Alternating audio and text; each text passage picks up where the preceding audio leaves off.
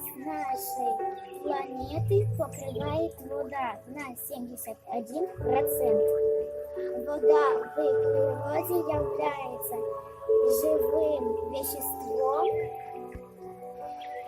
всех животных организмов на Земле. Она выполняет роль универсального растворителя, в котором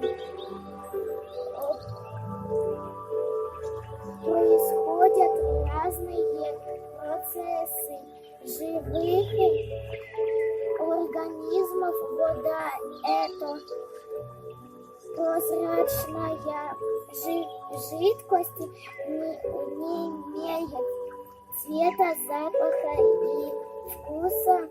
Она помогает растениям расти, животным